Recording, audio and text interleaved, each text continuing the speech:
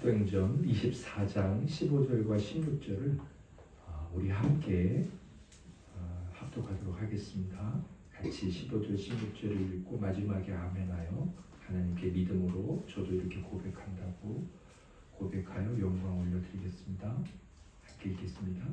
그들이 기다림과 하나님께 향한 소망을 나도 가졌으니 곧 의인과 악인의 부활이 있으리라 함이니이다. 이것으로 말미암아 나도 하나님과 사람에 대하여 항상 양심에 머리낌이 없기를 힘쓰나이다. 아멘. 말씀의 은혜를 소망하면서 하나님께서 오늘 주실 것을 또한 믿으면서 기도를 먼저 드리겠습니다. 거룩하신 삼위일체 하나님,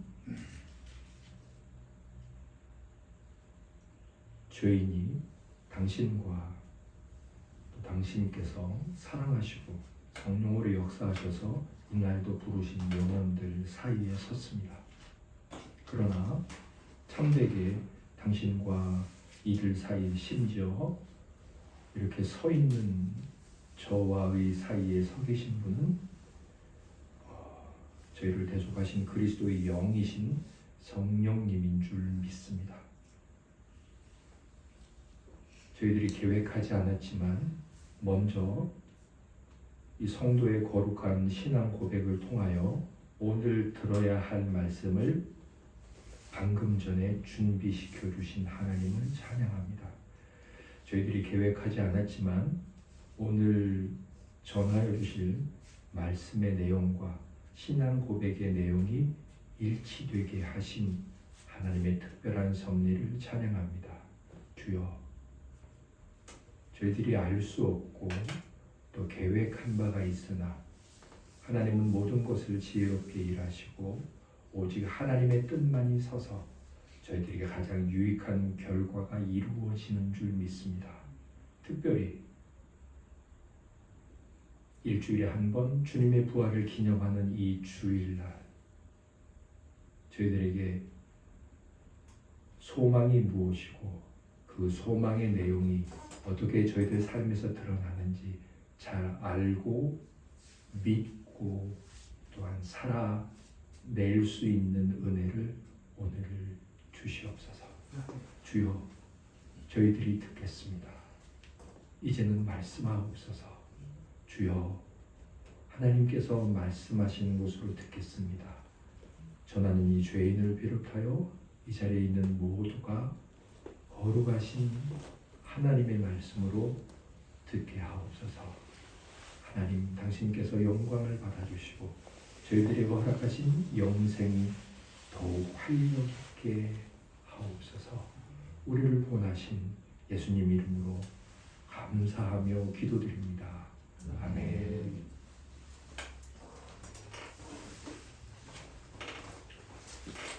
양심에 거리낌이 없길 힘쓰나이다. 양심에 거리낌이 없길 힘쓰나이다. 라는 16절의 사도 바울의 고백을 그대로 가져와서 오늘 전할 하나님 말씀의 제목으로 삼았습니다.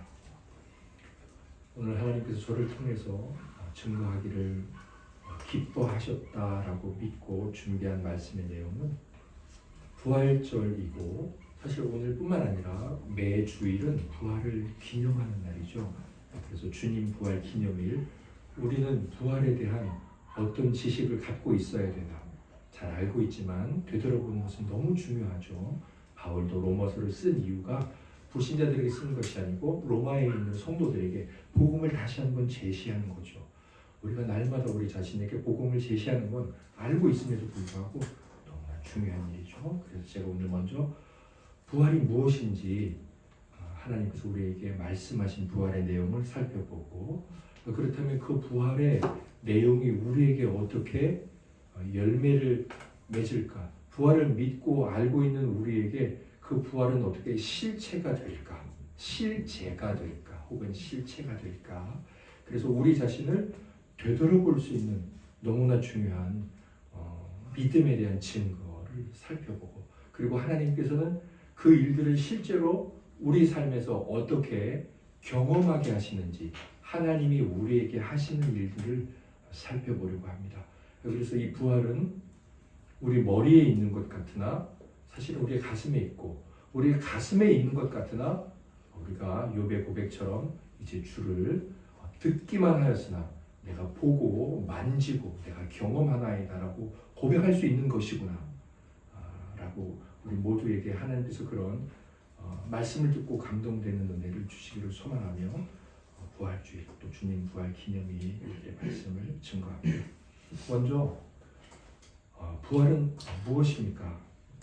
우리가 알 수 있는 것은 사도행전 24장 오늘 14절과 15절 말씀인데요. 우리 같이 읽고, 바울이 이제 잡혔습니다.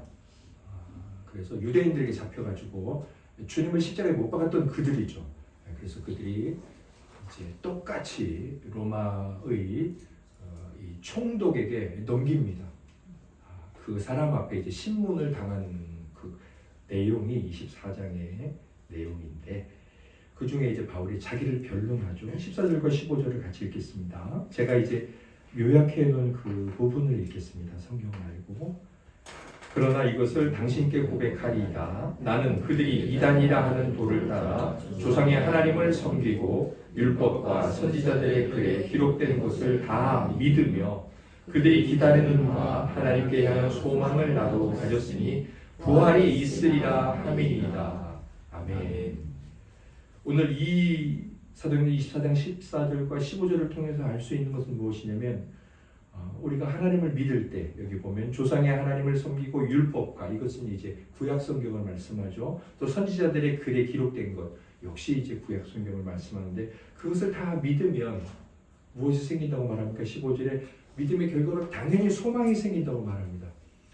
예, 교회를 다니면서 하나님의 말씀, 성경을 믿는 자에게는 반드시 소망이 생깁니다. 반드시 생깁니다.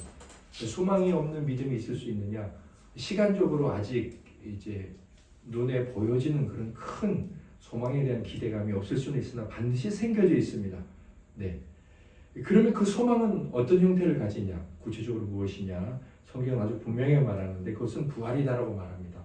그래서 우리가 첫 번째로 부활과 관련해서 알 수 있는 것은, 부활은 믿음으로 인해 14절이죠. 생겨날 수밖에 없는 소망이라는 것입니다. 만약에 너 뭐 어떤 기대를 가지고 예수를 믿냐? 너 교회 가서 뭐가 그렇게 좋은데 어떤 기대감이 있냐? 예수 앞에 섰을 때 어떤 기대감이 생겨? 여러 가지를 말할 수 있습니다. 내가 시험을 보러 가는데 믿음으로 기도를 드리고 하는 좋은 결과를 주세요. 그런 여러 가지 소망이 있을 수 있는데, 궁극적으로 우리가 단 한마디를 할 수 있다면 그것은 부활입니다. 너 왜 교회를 다니고 어떤 기대가 있어? 부활 때문이야. 이렇게 말하는 것이 성경에 가장 우리에게 제시하고 있는 믿음의 결과 소망, 그 소망의 결과 부활이라는 겁니다. 네, 우리 그것 때문에 이렇게 주님을 믿고 주님을 찬양하는 거예요. 데살로니가 교회 성도들에게 우리 많은 핍박을 당했어요. 그래서 데살로니가 전후서는 이 최종적인 좋은 선물을 가장 강력하게 보여줍니다. 그러니까 하나님이 주실 수 있는 최고의 선물을 보여줘요. 그래서 그들이 당한 극도의 시험을 이기라고 격려를 해줍니다. 그래서 그들에게 보여주는 이제 가장 아름다운 선물은 주님이 다시 오신다는 거였습니다. 이 부분에 대한 설명을 한번 볼게요. 데살로니가서 4장 13절에 이제 교회 안에 많은 성도들이 자연적으로 육신의 죽음을 맞기도 하고 핍박을 당해서 죽기도 했습니다. 그래서 교회 안에 슬픔이 있었겠죠? 함께 읽어볼게요. 13절 시작. 형제들아, 자는 자들의 방언은 너희가 알지 못함을 우리가 원하지 아니하노니 이는 소망 없는 다른 이와 같이 슬퍼하지 않게 하려 함이라. 아멘. 누군가 하나 성도가 순교를 했고 성도가 이제 죽었습니다. 그래서 교회 안에 슬픔이 있었겠죠. 그런데 바울이 권면하는 거예요. 슬퍼하는 것은 괜찮지만 소망이 없는 사람처럼 슬퍼해서는 안 된다. 그렇게 말을 해요. 그러면서 18절에 이렇게 말하죠. 함께 읽겠습니다. 그러므로 이러한 말로 서로 위로하라 라고 말합니다. 그러니까 죽음 앞에서 소망이 없는 사람들처럼 슬퍼하지 말고, 죽음에 있어서 슬픔이 있지만 소망을 가진 말로 서로 위로해라. 그리고 그것이 무엇인지 16절과 17절에 말을 해요. 그리고 그대로 위로해라. 우리 함께 16절과 17절을 읽고 아멘 하겠습니다. 주께서 호령과 천사장의 소리와 하나님의 나팔 소리로 신이 하늘로부터 강림하시리니 그리스도 안에서 죽은 자들이 먼저 일어나고 그 후에 우리 살아남은 자들도 그들과 함께 구름 속으로 끌어올려 공중에서 주를 영접하게 하시리니 그리하여 우리가 항상 주와 함께 있으리라. 아멘. 바울이 말하는 것은 이제 주께서 다시 오실 때 세계 역사 가운데 일어날 일인데 뭐라고 말합니까? 그동안 죽었던 인류가 시작이 되고서 죽었던 모든 사람들이 다시 살아나고 그 다음에 주님이 오셨을 때 살아있는 자들도 변화되어서 주님과 함께 이제 하늘로 올라갈 자들은 올라가게 될 것이다 라고 말하면서 이러한 말로 위로를 해라. 교회 안에서 장례식이 있을 때 반드시 이러한 말로 위로해라 라고 말합니다. 장례는 슬픔입니다. 야곱이 죽었을 때 40일 동안 염을 했어요. 이집트 사람들이 미이라를 만들지 않았습니까? 그것을 40일을 했어요. 그 다음에 곡을 하는 것은 70일을 했어요. 그럼 110일 동안 장례식을 치른 거예요. 야곱의 장례식. 창세기 50장에 보면 잘 나와 있죠. 예, 110일 동안 슬퍼했습니다. 하나님께서 비록 우리의 죄의 결과이지만 우리가 장례식에 슬퍼하고 슬픔을 위로하는 것은 당연한 일이고 왜 슬퍼해? 이렇게 말하는 것은 성경의 모습과 다릅니다. 그러나 그 슬픔이 믿지 않는 자들의 슬픔과는 분명히 달라야 된다는 거예요. 믿는 자에게는 뭐가 있다는 거예요? 결론적으로 말하면 부활이 있다는 거죠. 부활이 있다는 거예요. 그 부활의 소망을 가진 슬픔을 가지고 서로 교회 안의 장례식장에서는 위로해야 된다는 거죠. 자, 이렇게 사도행전 24장에 그리스도를 믿는 믿음이 만들어내는 소망이 무엇이냐고 했을 때 그것은 부활이야 라고 말한다라고 바울이 고백을 했는데 이렇게 교회 안에 장례식에 성도의 죽음을 통해서 슬퍼하는 그 공동체 안에도 부활이라는 소망으로 위로해라 라고 성경이 격려하고 있다는 겁니다. 그래서 그렇구나 부활은 믿음으로 인해 생겨날 수밖에 없는 소망이구나. 이렇게 부활이 무엇인지 성경이 말씀하는 것을 통해서 우리가 다시 한번 기억하고 있는 것을 되새기고 또 분명히 붙들어야 할 성경적 지식이라는 것을 알 수 있습니다. 그 다음에 부활과 관련해서 우리가 잘 기억하고 있어야 될 두 번째 성경의 가르침은 무엇입니까?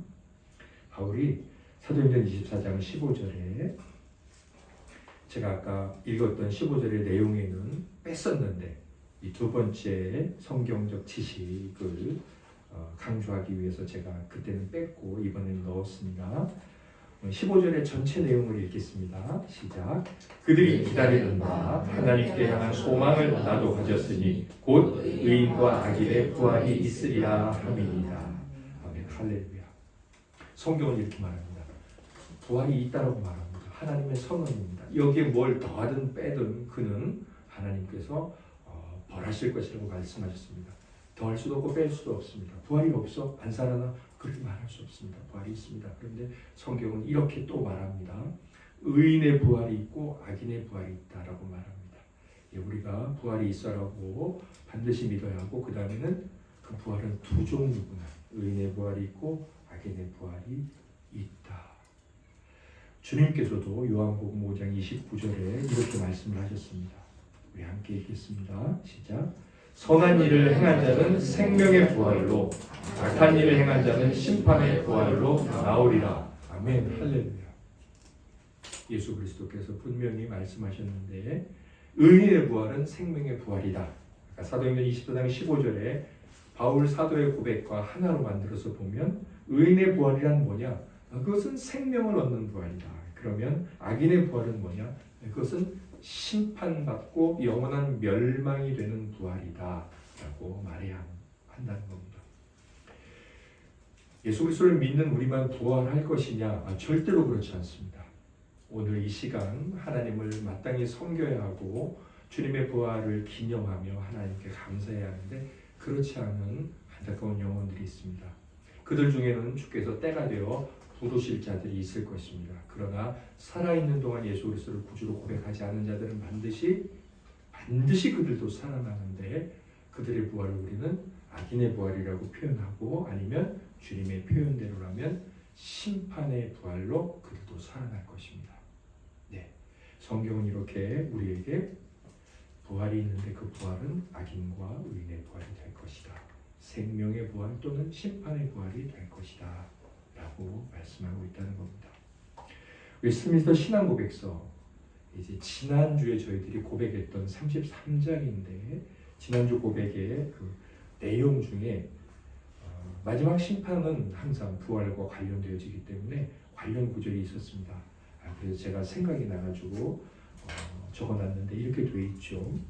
그러나 하나님을 알지 못하고 예수 그리스도의 복음을 순종하지 않은 악인들은 영원한 고통에 던져질 것이요 주님의 임재와 그분의 영광스러운 권세에서 쫓겨나서 영원히 멸망당하는 형벌을 받는다. 악인들은 소멸하는 것이 아닙니다. 그들은 죽어서 영원히 사라지는 것도 아닙니다. 그들은 다시 살아나서 이렇게 하나님께서 기회를 주시고 구원의 은혜까지 베풀어 주셨는데 그것을 거절했으므로 거절한 자가 당하는 일을 당하게 될 것입니다. 그것이 하나님의 공의입니다. 자, 이렇게 부활에는 의인의 부활이 있고 악인의 부활이 있습니다. 세 번째, 부활과 관련해서 우리가 기억해야 할 중요한 성경의 가르침이 있습니다. 그것은 의인의 부활도 하나님의 영광이 될 것이고 악인의 부활도 하나님의 영광이 될 것이라는 것입니다. 우리는 일차적으로 이렇게 생각합니다. 부활의 소망 그랬으니까 그것은 우리에게 위로가 되죠. 장례식에서. 그리고 뭔가 기대감이 있죠. 저는 정말로 먼저 그동안 우리가 우리와 함께 밥을 먹고 우리와 함께 서로 사랑하고 예배를 드렸던 여러 목사님들, 사모님들을 또 우리 형제들을 먼저 보내지 않았습니까? 저희가 장례 예배도 치르고 문득 생각나요. 그 사모님과 함께 갔던 식당 그런 이야기를 하다가 문득 생각이 나죠. 그때 아련하고 기억은 정말 이제 점점 흐릿해져 갑니다. 그러나 이제 성경을 보고 제 안에 부활에 대한 소망이 있을 때 이분들을 다시 만날 것이라는 생각이 떠오르고 그 다음에는 그 흐릿해졌던 기억이 저에게 뭔가 제가 살아가는 삶에서 수많은 믿음의 증인들이 우리를 응원하고 격려하는 히브리서 11장과 12장의 그 말씀들의 표현이 그려지는 듯 합니다. 그래서 그 목사님께서 저에게 쓰러져 있을 때 일어나라 이렇게 말씀해 주신 것 같기도 하고 제가 어떤 일을 어떤 경건의 의무를 너무나 힘들지만 그래도 해내자라고 생각하고 이렇게 해낼 때 잘했다라고 저에게 말씀해 주시는 것 같기도 하고 그런 것들이 제 머릿속에서 그려집니다. 그리고 부활의 소망이란 이런 것이고 그분들과 함께 봉사활동을 하고 그분들과 함께 예배를 드릴 때 그 감격이 영원히 다시 회복될 것이라는 그리고 그때는 우리 주님을 어떤 막연한 기대감 속에 예배하는 것이 아니라 주님을 앞에 모시고 그분을 예배하는 그 영광의 자리에 있다는 것. 그것이 얼마나 기쁠까. 오늘 아침에도 우리 성도님들을 일주일 만에 다시 만나서 우리가 괜히 쓸데없는 말로 격려하며 거짓말도 많이 넣으셨다고 그렇게 서로 반가워하고 하나님 앞에 안전과 건강을 주신 그것을 그냥 어린아이처럼 표현을 했는데 천국에서 일주일에 만난 것도 이렇게 감사한데 한 10년 만에 20년 만에 30년 만에 40년 만에 만나게 될 그분들을 다시 만나고 책 속에서만 보았던 500년 전에 그분들을 다시 만나고 건 2000년 전에 그분들이 남기신 글을 읽고 그분은 어떤 모습이었을까 너무 궁금했는데 그림 속에 있던 그분이 이렇구나라고 그분들을 다시 만나게 될 때 무엇보다 찬송으로 늘 불러드렸던 손과 허리에 옆구리에 창자국과 못자국이 있으신 주님을 마주대하게 됩니다. 주여, 당신이셨군요. 그런 감격이 저희들에게 있지 않겠습니까? 그때 우리의 부활은 너무나 영광스러울 것입니다. 그런데 악인의 부활도 영광스러울 거예요. 뭔가 하나님께서 불공평하신 것 같고 하나님은 사랑인데 왜 저런 일을 행하시지? 라는 생각을 믿지 않는 자들이나 믿음이 연약한 자들이 할 수 있어요. 그러나 하나님은 많은 선지자들을 보내오셔서 구원받는 일이 무엇인지 알려주셨어요. 그런데도 사람들은 받아들이지 않고 선지자들을 잡아 죽였죠. 그래서 하나님은 참다 못해서 아들을 보내시고 아들을 보내면 환영하고 영접하고 믿겠지 했는데 사람들은 그 아들을 잡아 죽였죠. 하나님은 할 수 있는 일들을 다 하셨어요. 그리고 할 수 있는 일들을 다 하시고 끝까지 참아주시기까지 한 그분을 거역한 자들을 보면서 그렇지 않구나. 하나님은 참으로 사랑이시고 하나님은 참으로 공평하시고 모든 사람들이 자기의 교만과 고집으로 그 일을 당하는 것은 마땅하구나. 어떤 재판관보다 공의로우시고 그분은 사랑스러우시고 우리를 배려하셨구나. 그러면서 악인이 영원한 멸망의 심판을 받을 때 우리는 오히려 하나님께 찬송과 영광을 올려드릴 수밖에 없을 것입니다. 지금 교회라는 형태와 찬양의 소리와 우리가 무엇을 하고 있는지 분명히 다 보여지고 있는 이들이 과연 하나님께서 심판하실 때 뭐라고 변명을 하겠습니까? 그래서 우리는 오히려 악인들이 영원한 멸망과 심판을 받을 때 그들이 너무나 불쌍한 마음도 안타까운 마음도 있겠지만 궁극적으로는 하나님을 찬양할 수밖에 없고 하나님의 영광을 고백할 수밖에 없을 것입니다. 그래서 이 웨스미 신앙 고백서에서도 이게 잘 나와 있습니다. 하나님께서 이 날을 정하신 목적이 무엇이냐?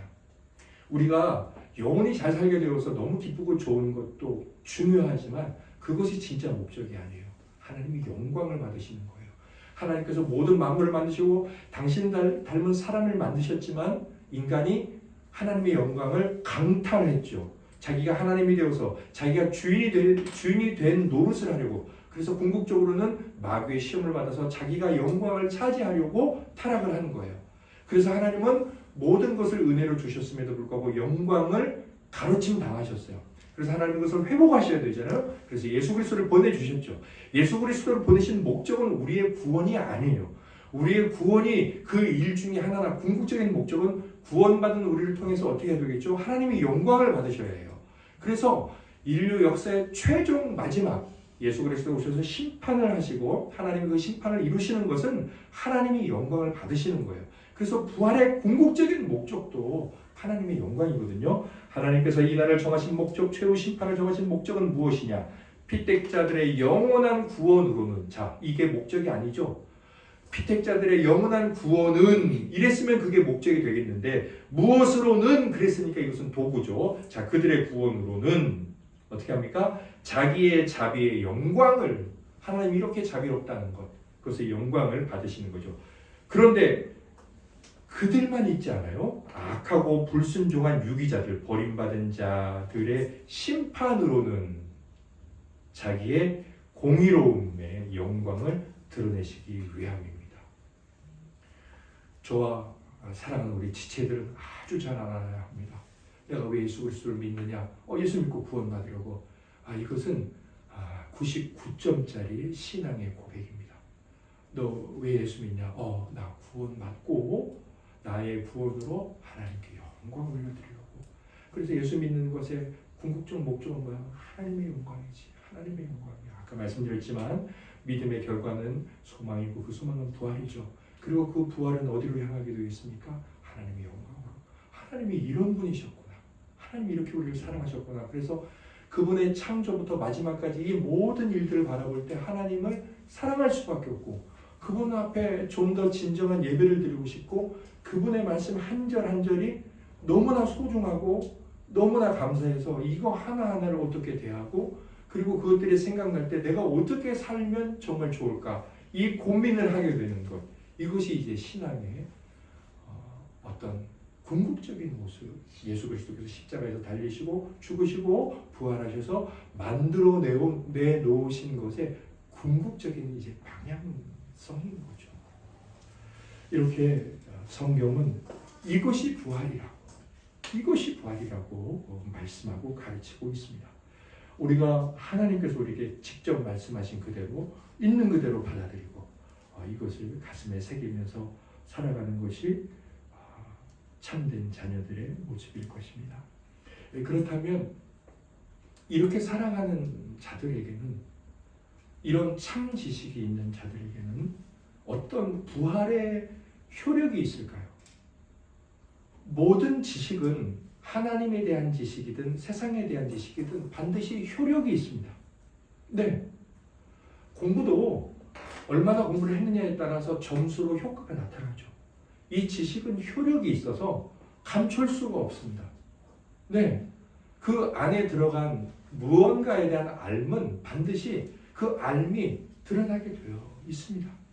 꽃이 진짜 꽃인지 가짜 꽃인지는 반드시 드러날 수밖에 없습니다. 향기로 벌들이 모이고 안 모이는 곳으로. 자, 그렇다면 이런 부활에 대한 소망의 증거는 무엇일까요? 제가 이 2번은 이제 중요한 답부터 쓰겠습니다. 부활의 소망의 증거가 뭐냐? 뭐 여러 가지로 표현을 할 수도 있을 것 같습니다. 뜨거운 찬양, 하나님을 향한 헌신, 여러 가지로 표현할 수도 있고 그런 고백을 할 수도 있습니다. 그러나 오늘 우리가 중심으로 붙은 하나님의 말씀은 사도행전 24장 15절과 16절이니까 이 구절에서 말씀하고 있는 것, 그러면서도 성경 전체에서 일관되게 말씀하고 있는 것이 무엇이냐면 이것입니다. 그것은 거리낌 없는 양심으로 살아가기를 힘쓴다는 것입니다.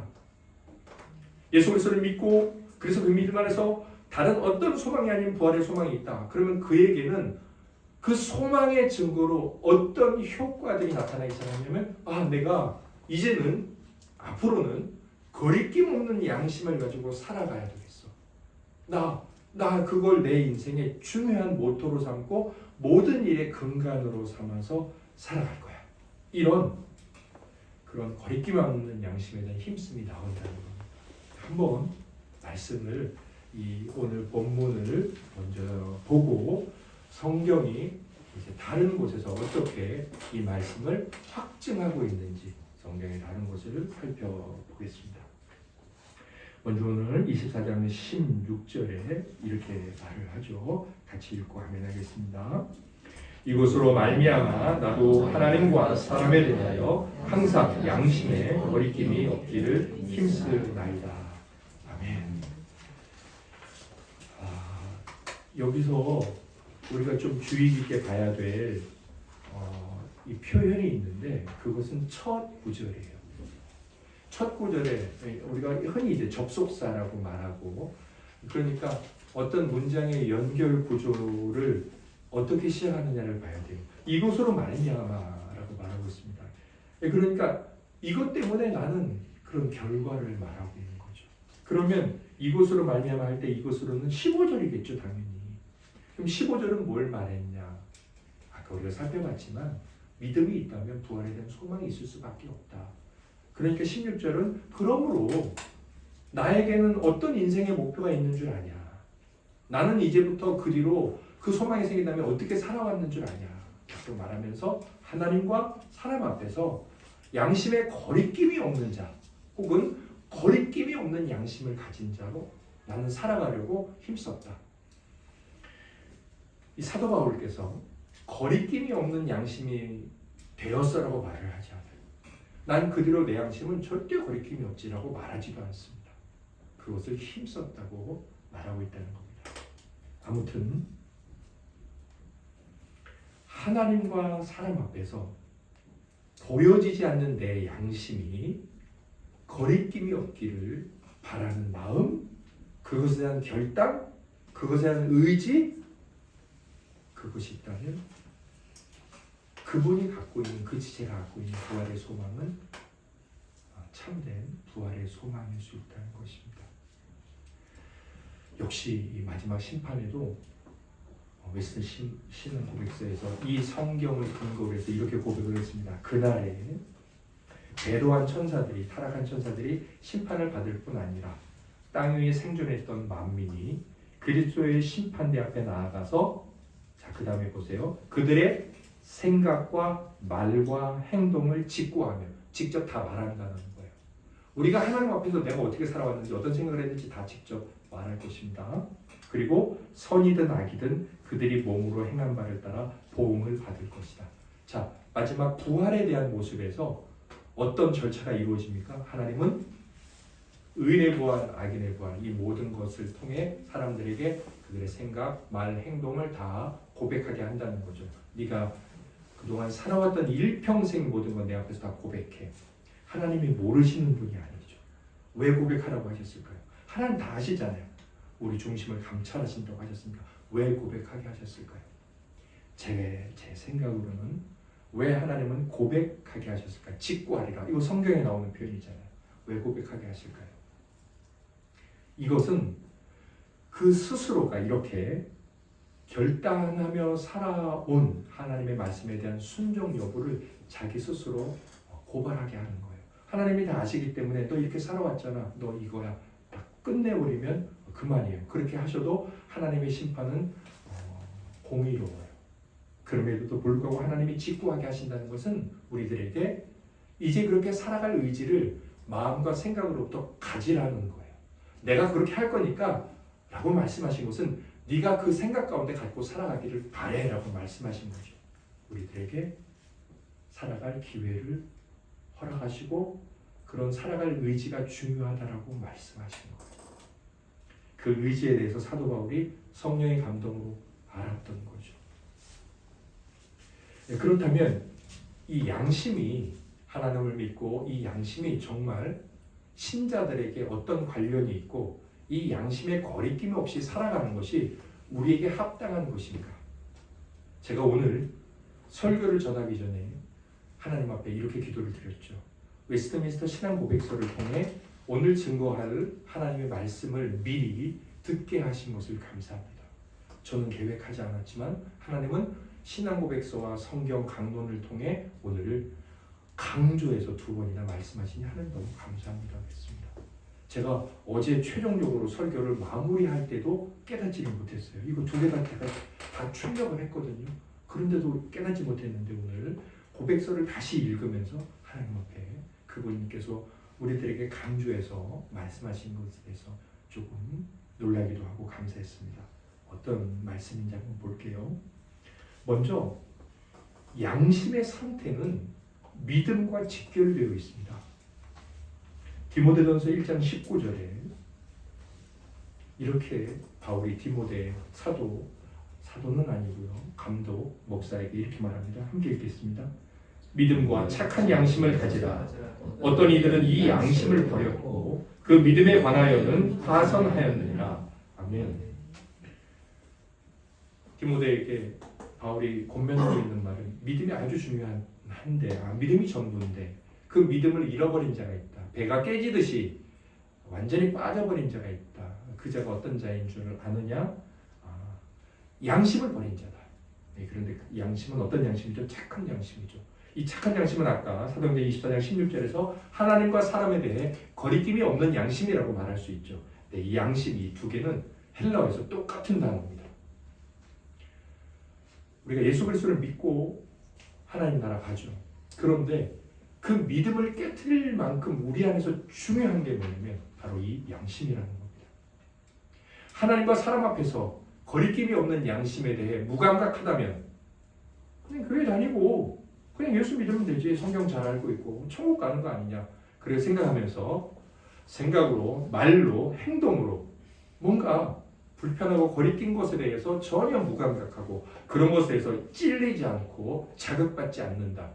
양심을 버렸다. 그러면 사도 바울은 아주 분명하게 믿음이 깨질 수밖에 없다고 말합니다. 양심이 믿음의 전부는 아니다. 믿음에 너무나 큰 영향을 미치는 중요한 요인이라는 겁니다. 자, 이렇게 양심의 상태는 믿음과 직결되어 있습니다. 디모데전서 3장 9절에도 교회 안에 직분자들을 세울 때 어떤 자를 세워야 되느냐, 그 자격 요건 중에 이런 것이 있습니다. 함께 읽겠습니다. 깨끗한 양심에 믿음의 비밀을 가진 자라야 할지니. 아멘. 여기도 두 가지를 이야기하고 있지만 사실은 제가 봤을 때 오늘 말씀과 관련되어 말씀을 드리면 양심을 믿음과 연결지어서 연이어 말씀하고 있다는 거예요. 그것도 주의 깊게 살펴봐야 되겠죠. 믿음과 연결되는 것이 우리 안에 양심의 문제구나. 그리고 베드로 사도는 조금 깊게 생각해야 될 문제인데요. 한번 읽어볼까요? 이 양심과 관련해서, 믿음과 관련해서 어떻게 말씀하셨냐면 3장 21절 같이 읽겠습니다. 물은 예수 그리스도께서 부활하심으로 말미암아 이제 너희를 구원하는 표니 곧 세례라. 이는 육체의 더러운 것을 제하여 그림이 아니요 하나님을 향한 선한 양심의 간구니라. 아멘. 세례를 받는 것을 이야기하고 계시는 거예요. 교회 안에 들어와서 이제 세례를 받지 않습니까?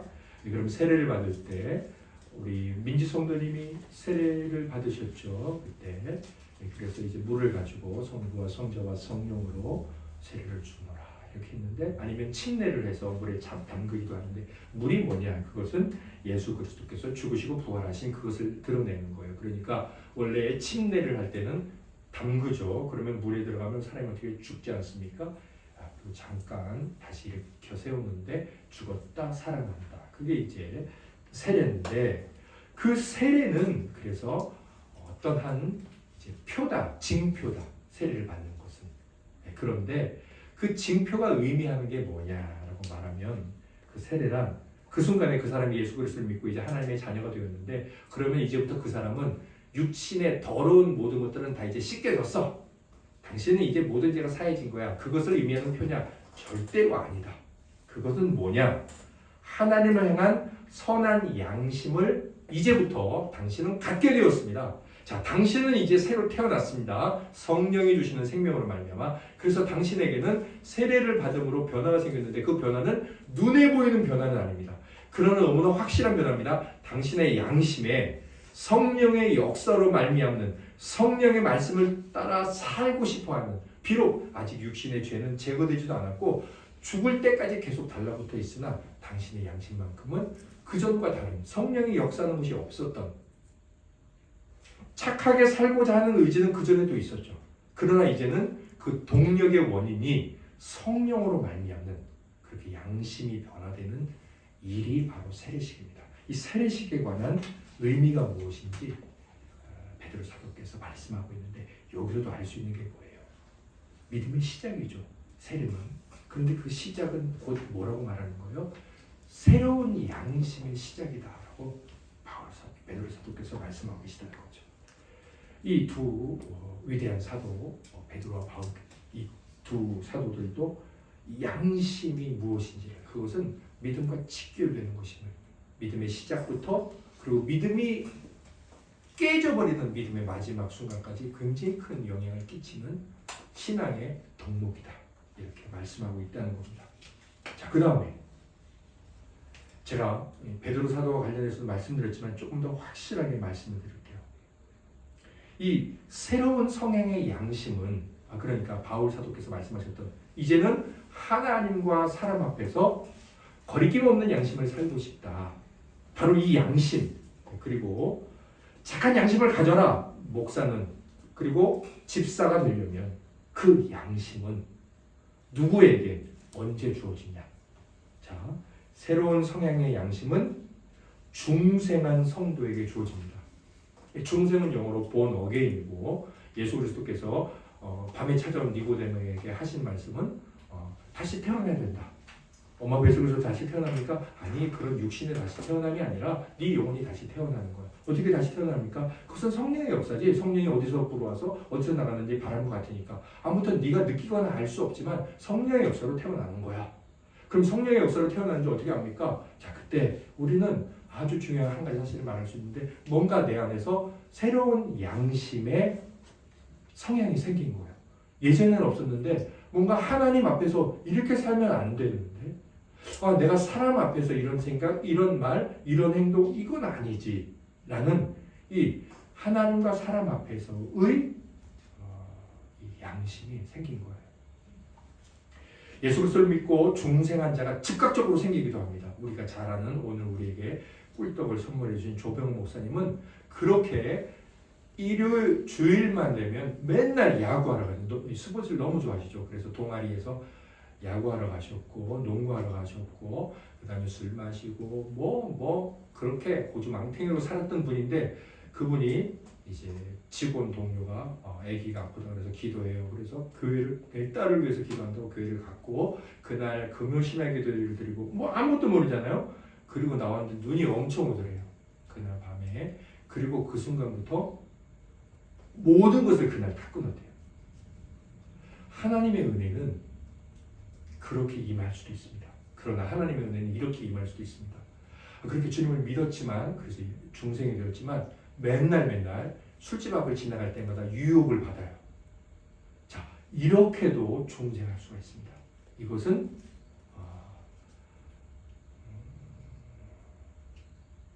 미스터 처치 채플의 그 목사님 갑자기 생각이 안 나네요. 그 목사님께서 기독교 교리에서 하신 말씀입니다. 우리에게는 중생이 그렇게 다른 모습으로 임할 수 있다. 중요한 건 뭐예요? 단번에 모든 것을 끊어낸 자나 아직까지 여전히 예수 그리스도를 믿고 있지만 유혹을 받고 있고 그 예전의 습관을 끊어내지 못하는 자나 똑같은 것이 있다는 거예요. 뭐예요? 그렇게 살아가는 자도 여전히 마음의 괴로움을 갖고 있다는 거죠. 뭡니까? 다른 점은 겉으로 드러나는 것이나 똑같은 점은 속 안에 양심의 변화, 양심의 양상의 변화가 왔다는 겁니다. 이것은 너무나 중요한 일이에요.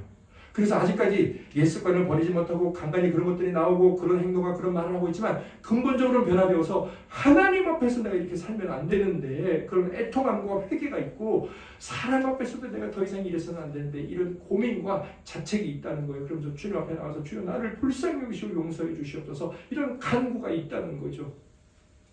자, 여기 히브리서 9장 14절에 이렇게 말씀합니다. 우리 같이 읽고 아멘 할까요? 하물며 영원하신 성령으로 말미암아 흠없는 자기를 하나님께 드린 그리스도의 피가 어찌 너희 양심을 죽은 행실에서 깨끗하게 하고 살아계신 하나님을 섬기게 하지 못하겠느냐. 아멘. 예수님을 만나지 않은 자는 그의 양심은 죽어있는 양심입니다. 분명히 여기 말하죠. 어떤 자가 살아있는 양심이 되냐면 그리스도의 피가 깨끗하게 한 자가 죽은 행실에서 우리의 양심을 깨끗하게 하고 살아나게 한다고. 그래서 하나님을 섬기게 한다고. 우리의 양심은 중생함으로 말미암아 주어지는 것이고 이 양심은 모든 사람들이 말하고 유교, 불교, 도교에서 말하는 인간은 착하게 살아야 돼, 선하게 살아야 돼 라는 그 양심, 하나님이 모든 사람에게 공통적으로 준, 그래서 모든 인간에게는 양심이 있죠. 그래서 나쁜 짓을 하면 괴로움을 느끼죠. 그래서 이걸 모든 사람에게 하나님은 낚싯바늘의 꾀를 꿰어 놓으셨다. 그래서 나쁜 짓을 할 때 하나님이 탁탁 당기시죠. 그래서 누구나 다 나쁜 짓을 하면 괴로움을 느낍니다. 그러나 모든 사람이 다 사람 앞에서 내가 이렇게 살면 안 되지라는 생각은 하지만 하나님 앞에서 이렇게 살면 안 되지라는 사도 바울이 고백한 하나님과 사람 앞에서 선한 양심, 이 양심을 위하여 나는 힘을 쓰고 있다 이렇게 고백하지는 않는다는 겁니다. 그래서 중생한 자에게 주는 바로 이 양심, 하나님이 인정하시는 바로 그 선한 양심은 중생한 자들, 예수 그리스도를 믿고 살아난 자, 성령이 언제 오셨는지는 모르지만 믿는 자에게 임하셔서 반드시 다시 태어난 자, 그에게 이미 이 변화는 시작이 된다는 거예요. 그리고 당연히 이 3번으로 넘어가면 자, 이 양심은 중생한 자, 어떻게 살아납니까? 성령이 오셔서 성령이 주신 생명으로 살아난 자. 자, 그러면 이 양심은 어떻게 예수 그리스도를 믿는 자에게 아까 말씀을 드렸지만 양심이 강할 수도 있고 양심이 약할 수도 있습니다. 반드시 그렇습니다. 그래서 양심이 무덤덤해지면 그냥 계속 무시하죠. 마찬가지로 이 양심이 아주 예민해질 수 있습니다. 그런데 이 양심을 주신 성령에 의해서 그 일이 일어나는 거예요. 그래서 세 번째, 양심이 거리낌이 없다는 것은 어떻게 우리 안에서 더욱 거리낌이 없고 이 사도 바울처럼 모든 사람 앞에서 총독과 자기를 고발하는 사람들 앞에서 나는 그런 삶을 살려고 애쓰고 있어요 말할 수 있고, 아니면은 주 예수 그리스도를 믿지만 은밀한 곳에 숨어서 성령의 자극이 있지만 계속해서 예전 습관을 살아가느냐. 그것은 성령의 강권에 순종하는 삶의 여부입니다. 한번 볼까요? 말씀에 나와 있는지. 로마서 9장 1절입니다. 같이 읽겠습니다. 내가 그리스도 안에서 참말을 하고 거짓말을 아니하노라. 나에게 큰 근심이 있는 것과 마음에 그치지 않는 고통이 있는 것을 내 양심이 성령 안에서 나와 더불어 증언하노니. 아멘. 할렐루야. 바울은 고민이 있었어요. 정말 이건 자기가 내가 차라리 지옥 가도 돼.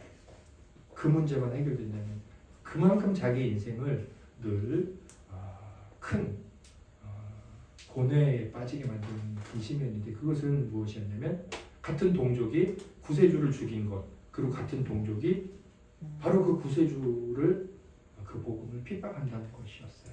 지금도 이스라엘 사람들은 예수 그리스도를 구주로 인정하지 않죠. 그 한탄을 로마서 9장에서 하면서 뭐라고 말하냐면 나에게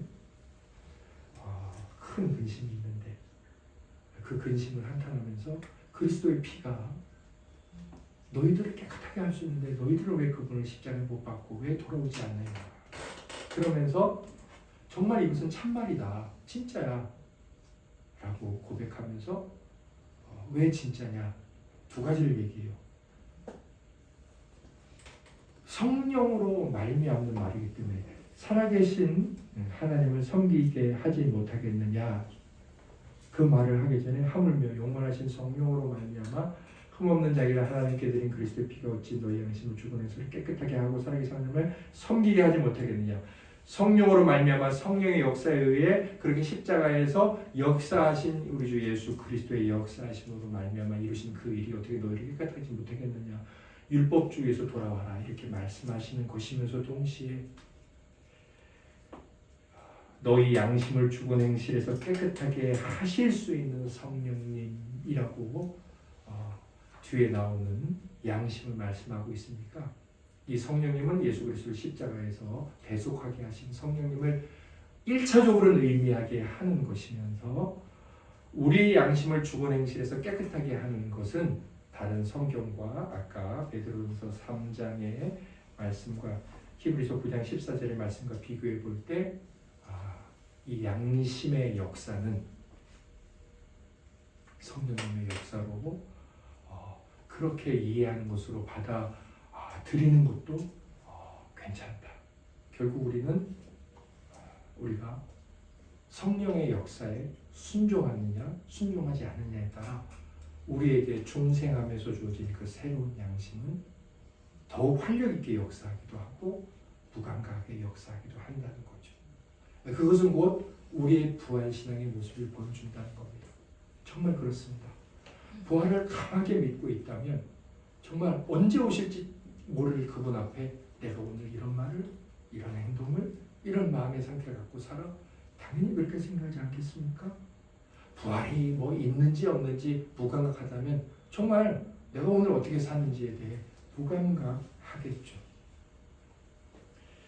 오늘 이제 읽은 저희들 말씀이 다 읽지는 않았지만 바울이 그렇게 많은 사람 앞에서 나 이렇게 살아서 말했을 때 벨릭스 그 사람이 바울을 살짝 불러냅니다. 그리고 재판을 잠시 멈춰요. 그리고 바울이 전하는 이 복음이 뭔지 어느 정도 알고 있었는데 정확하게 듣고 싶어 합니다. 그 부분을 한번 볼게요. 사도행전 24장 23절 24절 함께 읽겠습니다.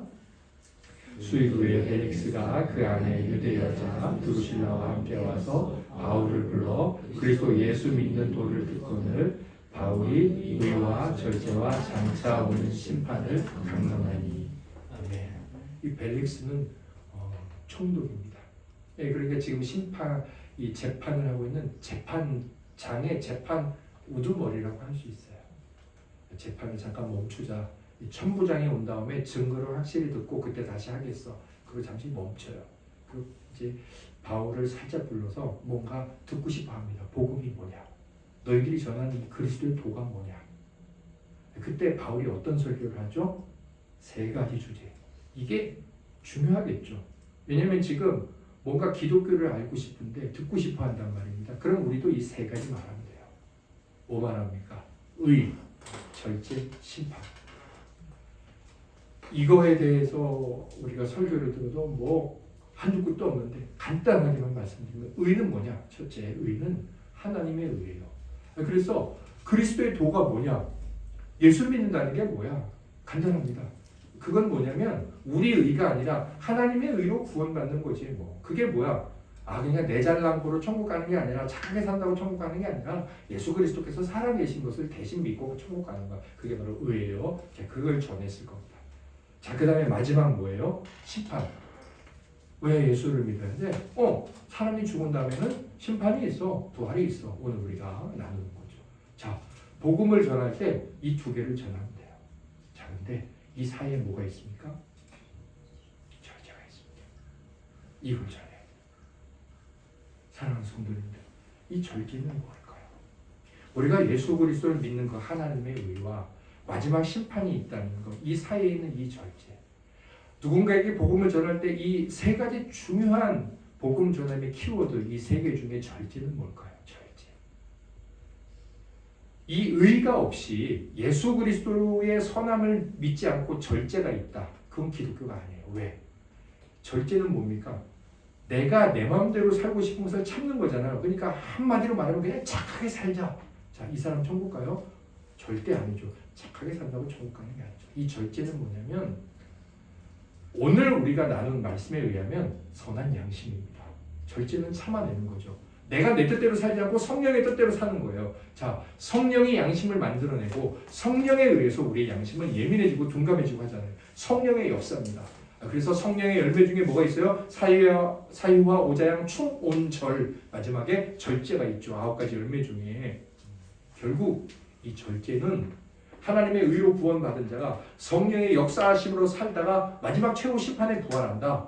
그래서 의, 절제, 심판에는 예수 믿고 구원받고 성령을 따라 살다가 하나님의 의로운 자의 부활로 이루어져 그것을 전하는 거예요. 그게 복음 전함의 전부예요. 의, 절제, 심판. 자, 여기를 보세요. 이 바울이 내가 그렇게 나는 하나님 앞과 사람 앞에서 거리낌 없는 양심으로 살아라고 말한 다음에 그 다음에 하나님께서 이 벨릭스라는 사람에게 예수를 어느 정도 알아요. 근데 어느 정도 알고 천국 못 가잖아요. 그래서 정확하게 전할 기회를 주시죠. 그래서 벨릭스에게 뭘 전합니까? 아주 중요한 심판이 있기 전에 어떤 것이 있어요? 절제. 절제는 뭐예요? 오늘 말씀드렸듯이 양심의, 오늘 제목 양심의 거리낌이 없게 힘쓰는 삶, 그게 있습니다. 그리고 그 전에는 뭐가 있어요? 그런다고 천국 가는 게 아니라 아무튼 우리에게 하나님의 의, 예수 그리스도가 있어야 됩니다. 이게 그리스도의 법입니다. 오늘 바울이 전하는 이 복음 전파에도 양심의 거리낌이 없길 힘쓰는 것이 있죠. 이 구원파에서 예수 그리스도를 언제 믿고 구원받았느냐? 구원받은 날짜, 구원받은 시간 딱 말해라. 그렇게 말하고서 구원받았으니 회개기도 하지 마. 울지도 마. 그 사람들에게는 뭐가 없는 거죠? 의와 심판은 있으나 절제가 없는 거죠. 성경에 있는 것을 뺐으니까 그들은 하나님 앞에 심판받을 자죠. 내 말에 더하지도 빼지도 말라고 하나님 말씀을 하셨으니까. 또 그것만을 강조해서 예수 그리스도의 구원의 의로움을 말하지 않는 유대인들이나 유대주의적 분파 이단들은 하나님께서 말씀하신 것을 말하지 않았으니 그들 역시 하나님의 심판 아래에 벗어나지 못할 것입니다. 자, 이렇게 양심의 거리낌이 없다는 것은 성령의 강권에 순종하는 삶을 살겠다는 것입니다. 우리에게 부활의 신앙이 충만하느냐? 이것은 우리의 양심의 상태에 대한 자기의 늘 생각이나 자기를 돌아보는 모습 안에 있습니다. 마지막으로 그러면 하나님은 저와 여러분들에게 이러한 성경적 지식을 주시고 나 몰라서야 할 수가 없습니다. 우리에게 어떤 일을 하실까요? 우리에게 이 일을 하십니다. 하나님은 당신의 선하신 손 아래에서 이 일에 우리를 내모십니다. 이 일이 뭘까요? 우리의 양심이 이제 거리낌 없는 양심으로 잘 성장하고 있는 것. 다른 말로 해볼까요? 하나님 우리에게 성령을 주셔서 그 성령으로 말미암아 과연 얘가 양심에 거리낌 없는 삶을 살고자 하는지 안 살고자 하는지 우리를 그러한 상황에 내모세요. 자, 오늘 말씀을 보세요. 이러한 상황에 누가 내몰렸습니까? 사도행전 24장에서 먼저 바울이 내몰렸죠. 바울이 내몰리지 않았습니까? 자, 바울이 여기서 나 하나님 모르고 나 그렇게 안 살았어 라고 말하면 자기 생명을 건질 수 있죠. 육신의 생명. 그러나 바울이 죽을 것도 각오하면서 뭐라고 말합니까? 정말 자기가 말하는 그대로죠. 하나님과 사람 앞에서 양심의 거리낌이 없기를 힘쓰고 있죠. 그렇게 말을 했으면서 동시에 그 사람은 그런 행동을 하고 있는 거죠. 총독 앞에서, 많은 사람들 앞에서, 예수 그리스도를 죽인 사람들 앞에서 언제 죽을지 모르고. 예, 그는 그렇게 살고 있어요. 자, 그럼 우리는 뭐라고 말할 수 있을까요? 사도행전은 성령행전. 그럼 사도 바울이 이렇게 살아가는 것은 누가 이렇게 하게 하신 거예요? 성령이 그를 내몰아서 정말로 너는 네가 말하고 있는 그 고백대로 양심에 거리낌이 없이 살고 있느냐라고 성도에게 하나님 내모시는 거예요. 바울을 이렇게 내모신 하나님께서 우리를 내몰지 않을까요? 저는 극단적으로 이렇게 말할 수 있습니다. 양심에 거리낌이 있는지 없는지 여부를 스스로 점검할 수 있게 내몰림 당하지 않는 성도는 성도가 아니다. 하나님이 우리에게 관심이 없고 하나님이 우리를 구원하셔서 당신의 옆자리에 두기를 기뻐하시지 않는다면 그러한 사람은 그러한 점검에 내몰리지 않을 것입니다. 양심이 괴롭고 하나님 앞에서 이렇게 살면 안 되는데 이러한 마음조차 없다면 처음엔 양심이 둔감할 것이고 그 다음에는 그러한 양심 자체가 없으니까 양심에 대한 점검 자체가 없으니까 하나님께서 그를 구원하셨는지 의심을 가질 수밖에 없는 거죠.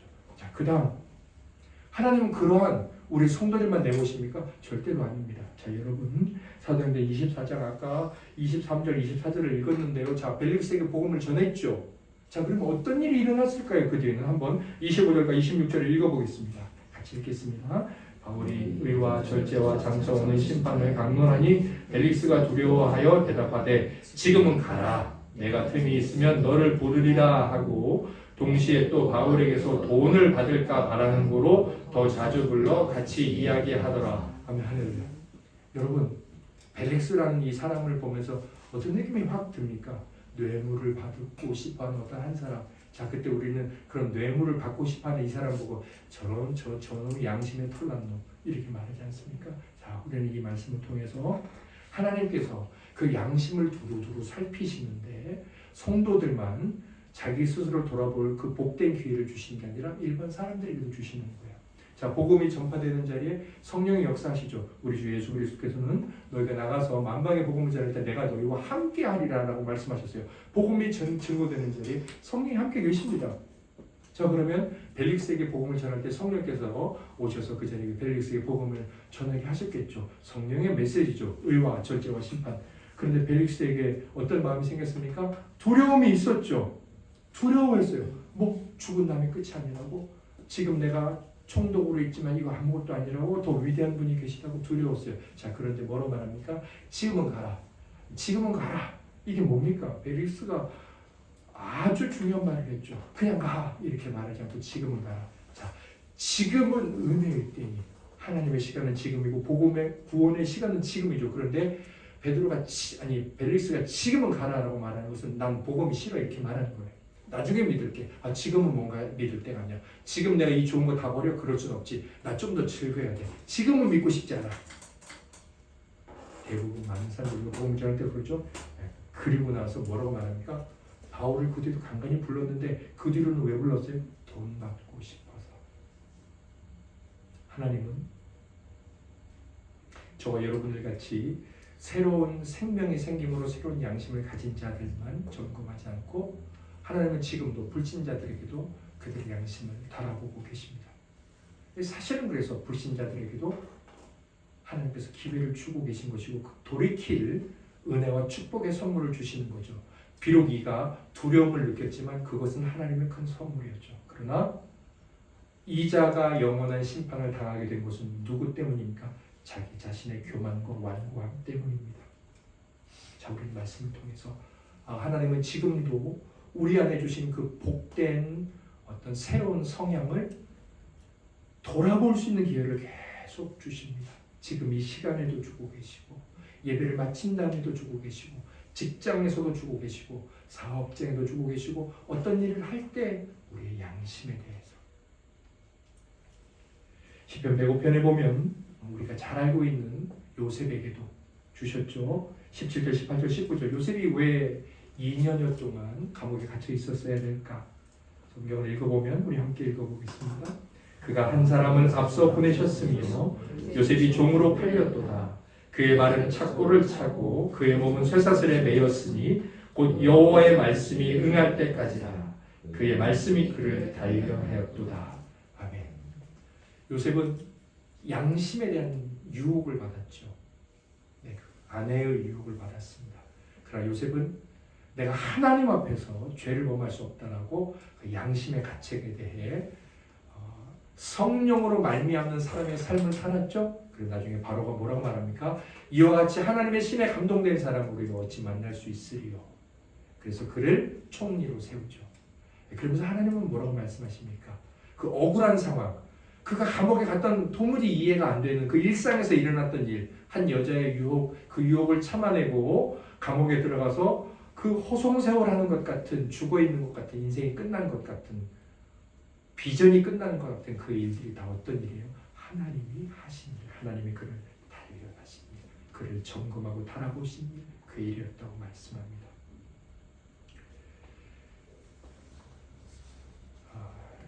저와 우리 지체들에게는 하나님의 부활 소망을 주셨다고 확신합니다.